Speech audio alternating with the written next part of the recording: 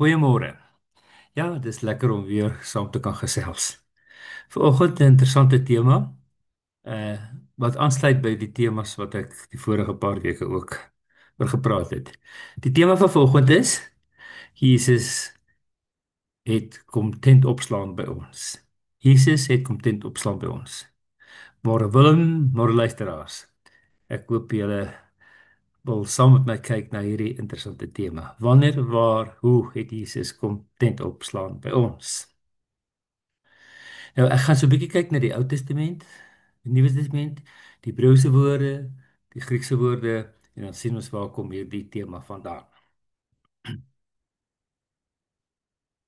Ehm dit is nou so pas vir die vorige week was dit die fees van die tabernakels, die Hittefees of die fees van Sukkot. Ek het oor al die ander feeste gepraat en hierdie is dan die laaste fees in die ry van die 7 feeste wat die Here vir die volk en vir die gelowiges gegee het.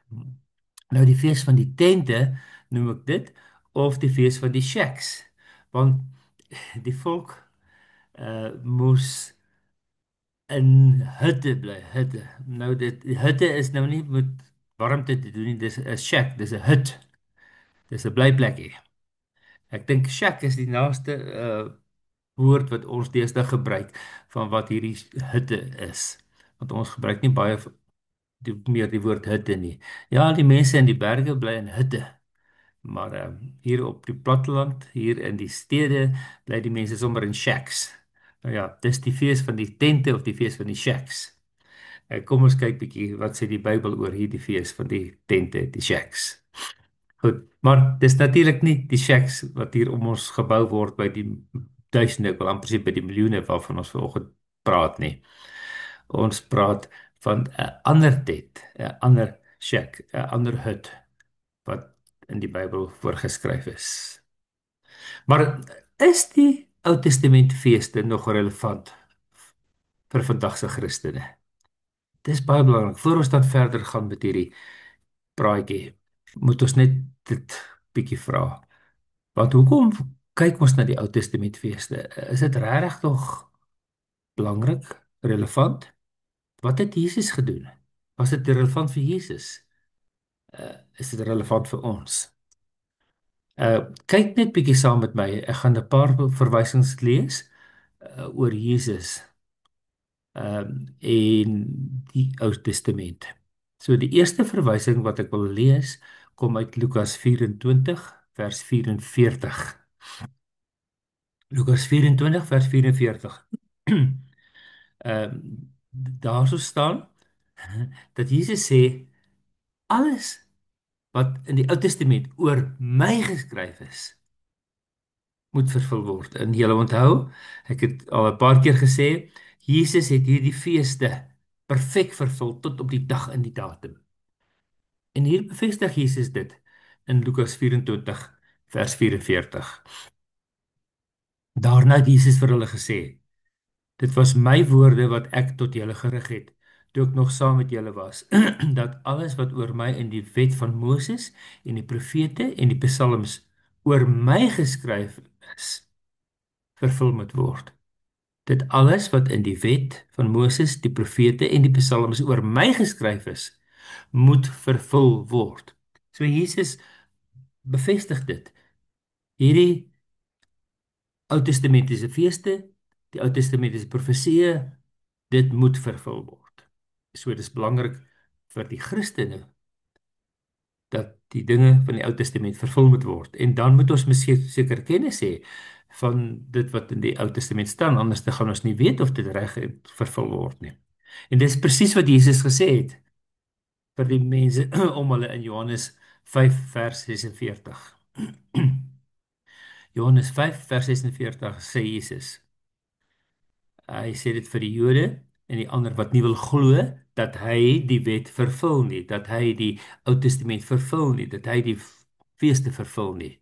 Hy sê in Johannes 5 vers 46. As julle Moses geglo het, sou julle my geglo het. Hy het tog oor my geskryf. Nee, interessant hè? Jesus sê vir die Joodse leiers, die skrifgeleerdes, die priesters, as julle Moses geglo het, met ander woorde die geskrifte van Moses, dit wat Moses geskryf het. As julle Moses geglo het, sou julle my geglo het. Hy het tog oor my geskryf. Dis vir my baie interessant dat Jesus sê dat die eerste 5 boeke van die Bybel oor hom gegaan het. En dan so 'n bietjie verder, eers 'n bietjie ander plek in Johannes, Johannes 1:45, waar die disippels nou begin versamel het. Staan daar in Johannes 1:45. Filippus loop toe vir Nathanael raak en sê vir hom: "Ons het hom gevind van wie Moses in die wet geskryf het en ook die profete. Jesus wat van Nasaret kom, die seun van Josef." So Filippus sê vir Nathanael: "Ons het hom gevind van wie Moses in die wet geskryf het." Die wet daar is natuurlik die Pentateeg, die eerste 5 boeke van die Bybel. So Nathanael bevestig dit dat Jesus die persoon is oor wie die Ou Testament geskryf het. Ja, baie interessant hoe die dinge dan in mekaar steek. Ehm nou ek sê ons praat eintlik oor die fees van die tente, of wat algemeen bekend staan is die hittefees, of dan Sukkot. Nou waar kom die woord Sukkot vandaan? Sukkot is 'n Hebreëse woord en dit beteken hutte of skuilings. Dis eintlik die meervoud. Die enkelvoud is sukkah. So elke mens moet 'n sukkah bou, 'n hut of 'n tent, en dan almal saam meervoud is Sukkot. Dis die fees van die Sukkot van die hitte. Ja. Interessant, as mens nou in die Bybel kyk in die Ou Testament waar hierdie woord Sukkot of Sukkah voorkom, en mens kyk na die Griekse vertaling, die sogenaamde Septuagint, wat al 250 jaar voor Christus vertaal is, dan sien mens hulle gebruik die woord skine. Skine is dan 'n tent of 'n blyplek. Nou ja, hulle sê in die Grieks die mense moet 'n skine bou. Nou skine is die Griekse woord vir 'n tent of vir 'n blyplek of dan vir 'n hut of 'n skuilings. Ja. So sukkah in Hebreëus, meervoud sukkot, in die Grieks is dit skine. Skine, 'n tent of 'n blyplek. As mens dan so na die Ou en die Nuwe Testament kyk, dan dink ons baie keer daaraan dat ons wil die Ou Testament verstaan in die lig van die Nuwe Testament. Is dit nie so nie? Is dit nie wat jy graag wil doen nie? Dat jy die Ou Testament wil verstaan in die lig van die Nuwe Testament. Maar ek het in my voorbereiding iets raak gelees en hulle het dit omgedraai en dit was vir my baie interessant. Hulle het gesê ons moet die Nuwe Testament verstaan in die lig van die Ou Testament. Verstaan die Nuwe Testament in die lig van die Ou Testament. En ek dink dit maak sin. Want Jesus het sopas gesê mos dit wat ek gelees het, dat die hele Ou Testament is oor hom geskryf. So ons moet die Nuwe Testament verstaan in die lig van die Ou Testament. En hierdie woord waarvan ek nou net gepraat het, suka of skine in die Grieks, is ook die woord dan wat in Johannes 1 vers 14 voorkom, né? Julle ken die eerste gedeeltetjie van die boek Johannes. In die begin was die woord en die woord het vlees geword. En dan staan daar in vers 14: En die woord het vlees geword en het onder ons gewoon. Nou daardie woord woon daar in Grieks is hy het onder ons kom skineo. So die werkwoord is skineo, is om te tent op te slaan of om te woon, en hy het 'n skineo, hy het 'n tent kom opslaan onder ons. Dis letterlik wat Jesus kom doen het. En dit maak vir my soveel meer sin. Dit het vir my soveel meer dieper waarde as ek besef dis presies dit wat God vir die volk gesê het, vir die gelowiges gesê het in die Ou Testament. Julle moet skine en ek skine by julle, ek tabernakel by julle, ek woon by julle, ek sal my hut op by julle, ek sal my tent op by julle. En nou sê die Nuwe Testament, Jesus het by ons kom tabernakel By ons kom skien nie, by ons kom woon, by ons kom hitte opslaan, tent opslaan. Kom ek vat net gou saam die feeste waaroor ons gepraat het, die feeste wat in die Bybel bespreek word, die 7 feeste, nê? Ons as gelowiges ken baie goed die Paasfees wat saam met die fees van ons gesnede brode en die eerste vrugte gaan, daar die eerste 3 rondom Paasfees. Dan weet ons daar's 50 dae later die fees van die weke of Shavuot wat ons dan in die Nuwe Testament ken as Pinkster, dis met die uitstorting van die Heilige Gees. So daardie eerste 4 feeste vier ons. Maar ons vier nie eintlik die volgende 3 feeste nie, want daar is 7 in totaal. Die volgende 3 is dan die fees van die trompette, die groot versoendag en nou hierdie laaste fees, die hittefees of die fees van Tabernakel. Dis die 7 feeste, die 7 afsprake wat God daar gestel het dat ons in sy teenwoordigheid moet kom om ons weer aan hom toe te wy. Nou hier vanoggend praat ek dan spesifiek oor die laaste van hierdie 7 uh wat God wil hê dat ons met hom moet ontmoet. Maar interessant, al hierdie ander feeste is voorbereiding. Paasfees het hy gesterf vir ons dat ons versoen kan word. Uh en dan die eerste vrugte het hy het opgestaan uit die dood uit om vir ons te wys daar's nuwe lewe. En dan 50 dae later het hy die Heilige Gees gegee. In die Ou Testament is die wet gegee om mense te lei hoe om te lewe dan as iemand wat versoen is, nuwe lewe gekry het deur die Paasfees, deur die Paaslam, deur die Paasoffer. En dan blaas hy die trompette om ons wakker te kry, om gereed te kry. Want 'n week later is dit die groot versoendag. Maar dis die groot oordeelsdag wat hy oordeel of jy word veroordeel of word jy versoen met God. En dan as jy versoen is met God, dan sê hy, nou gaan ek by jou kom bly en jy by my. En hierdie konsep is nie net 'n Ou Testamentiese konsep nie, maar ook 'n Nuwe Testamentiese konsep. Ons sien dit. Kom ons blaai dan net gou terug en kyk hoe werk dit in die Ou Testament. En waar kom dit vandaan? Ek kom van Levitikus 23 af. Levitikus 23 vers 33 tot 36. En dan weer vers 42 staan nog 'n ekstra versietjie. Levitikus 23 van vers 33 af. Die Here het vir Moses gesê: "Sê vir die Israeliete, op die 15de dag van hierdie 7de maand is dit die hittefees. 7 dae lank tot eer van die Here. Op die eerste dag is daar 'n heilige byeenkoms. Julle mag geen gewone werk verrig nie. 7 dae lank moet julle daagliks 'n offergawe vir die Here bring. Op die 8ste dag moet julle 'n heilige byeenkoms hou en ook 'n offergawe vir die Here bring. Dit is 'n gewyde rusdag. Julle mag geen gewone take verrig nie." En dan so 'n paar verse later, vers 42 staan daar: "7 dae lank moet julle in hutte woon. Alle gebore Israeliete moet dan in hutte woon."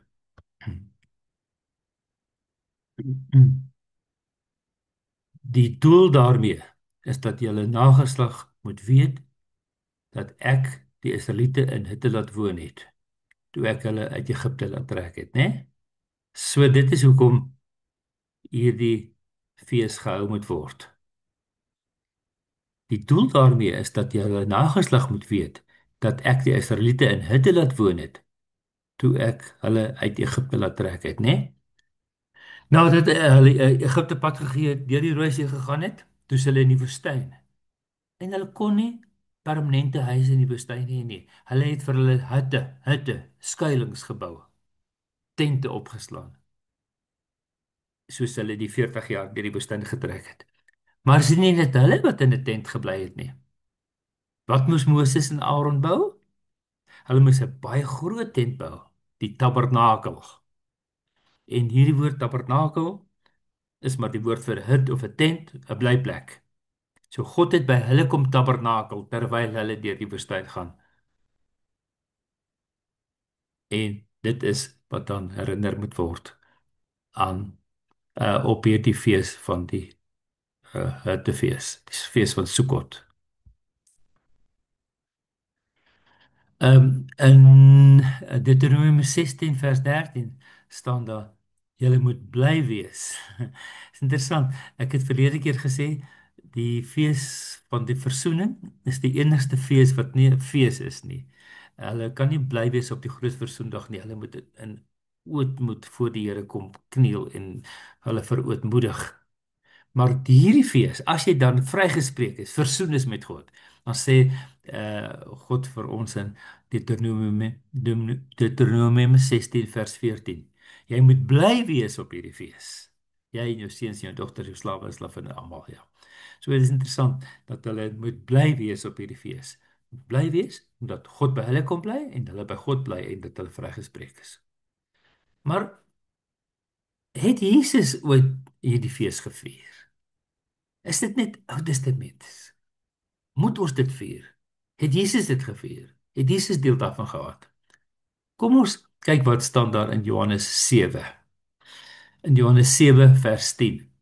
Nou dis die beskrywing hier van Jesus en sy disippels wat dan opgaan na die Paasfees toe, na die Hittefees toe, moet ek eers sê, ekskuus. Na Jerusalem toe. En daar staan dan in Johannes 7 vers 10. Nadat Jesus se broers na die Hittefees toe vertrek het, het hy self tog ook gegaan. Nie openlik nie, maar onopvallend. Die Jode het toe by die fees na hom gesoek en gevra: "Waar is hy?" Dan vers 37 heel later. Op die laaste dag, die groot dag van die Hittefees, het Jesus daar gestaan en uitgeroep: "As iemand dors het, laat hom na my kom en drink. Met die een wat in my glo, is dit soos die skrif sê, strome lewende water sal uit sy binneste vloei." Hoekom het Jesus dit gedoen? Hoekom het Jesus nou hier op hierdie Hittefees op die laaste dag uitgeroep: "Strome van lewende water sal uit sy binne vloei. As iemand dors het, moet hy kom drink by my." Wat het ons net nou gelees? Wat het die volk herdenk by die Hittefees? Hulle het herdenk dat hulle deur die woestyn getrek het vir 40 jaar. 40 jaar het hulle basies 'n tekort aan water gehad. En nou kom Jesus en sê: "Ek is die water." Interessant. Die Jode het ook by die fees by Jerusalem water ingebring, want hulle het afgestap van die tempel af na die poel van Siloam. En hulle het daar water geskep. Elke dag het hulle afgestap en water geskep en opgegaan en by die tempel oor die altaar uitgegooi. Elke dag het hulle die water gedoen. En op die 7de dag het hulle 7 keer dit gedoen. So water het 'n groot rol gespeel in die viering van die Hittefees. En daarom sê Jesus dan op die laaste dag: "Ek is die bron van die lewende water. Jy kan die bron van die lewende water wees." En ek dink baie Joodse leiers het gedink hierdie man se kop is nie lekker nie. Hoe kan hy 'n fontein van lewende water wees? Maar ons weet dat dit die nuwe lewe is. So, hoekom het God Israel die Hittefees laat vier? Die reis en die tydelike verblyf in die woestyn moes herdenk word. En God het by hulle getabernakel. Hy het sy tabernakel by hulle opgesit. Hy het by hulle kom bly. Sy tent by hulle opgeslaan. Dit is die herdenking van die einde van die droë reis en die begin van 'n nuwe reenseisoen. En daarom het Jesus dan die water uitgegooi by hierdie seremonie, hierdie drankoffer seremonie. En die Bybel sê hulle moet vreugde vier. Dit moet 'n vreugdefees wees. En natuurlik was hulle bly nou dat hulle hierdie water het en dat hulle die water uitgegooi het. So hulle het dit so gedoen. Maar hulle het gooi water op die altaar uit, maar ook bloed. En dan begin dit nou na Jesus verwys. En eskatologies, met ander woorde aan die einde van die tyd, wat gebeur dan? Jesus gaan ewig by ons tent opslaan en ons by hom. En dit staan in Openbaring 21, Openbaring 21 vers 3, hè? Jesus kom skien nie oë, kom tabernakel, kom soek by ons. God se woonplek is by die mense. So God se skene is by die mense. Dit staan in Openbaring 21 vers 3. Toe het ek 'n harde stem van die troon af hoor sê: "Kyk, die woonplek van God is nou by die mense. Hy sal by hulle bly, by hulle woon.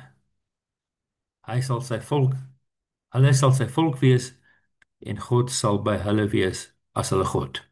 Nou dis die 83 vertaling. Maar kyk nou wat sê die 53 vertaling wat 'n bietjie meer letterlik vertaal. Openbaring 21 vers 3 in die 53 vertaling. Ek het 'n groot stem uit die hemel hoor sê: "Kyk, die tabernakel van God is by die mense en hy sal by hulle woon en hulle sal sy volk wees en God self sal by hulle wees as hulle God," nee. So letterlik staan hier so God gaan by ons skien oë en hy gaan sy skien by ons opslaan. So God gaan by ons soeka en hy gaan sy soeka by ons opslaan. Sy hut, sy tabernakel, sy tent. So ons sien dat hierdie fees wat daar in die Ou Testament begin is, in Levitikus 23, Deuteronomium 16, word bevestig, vervul in Openbaring 21 vers 3, waar daar gesê word, nou gaan God altyd by ons bly en ons altyd by hom. Is dit nie baie mooi hoe die Ou Testament verstaan kan word in die lig van die Nuwe Testament en die Nuwe Testament verstaan kan word in die lig van die Ou Testament? Ek sluit af. Tabernakel jy by God? Of moet ek sê, tabernakel God by jou? Want as ons by Paasfees ons lam, ons Paaslam aanvaar het as ons lam wat ons sonde vergewe. En as ons dan die Gees gekry het en die Gees gelei is om reg te lewe en dan kom die trompette wat blaas dat ons onsself moet regmaak en die groot oordeel kom en ons word versoen, ons kry die groot versoening met God. As ons dan met God versoen is, dan sê ons wil by God bly en dan kom bly God by ons. Ouer gewoonte wil ek dan afsluit deur te sê, as jy graag met my wil kontak maak, kan jy my kontak op 074 419 8353. Ek sal graag van jou wil hoor. En as jy kommentaar het, my bietjie kan help dat ek beter insig kry, doen dit gerus. Dankie vir die enkele mense wat so per geleentheid die kommentaar lewer en of sê dat hulle baie daarvan hou om die Nuwe Testament nou beter te verstaan in die lig van die Ou Testament. My slotwoorde: mag jy die God van die Bybel 7 maal per jaar ontmoet by sy 7 afsprake, sodat hy met hierdie finale afspraak by jou kan kom soeka, kom skien, kom tabernakel, kom oorbly vir altyd. Mag die Here ons so help.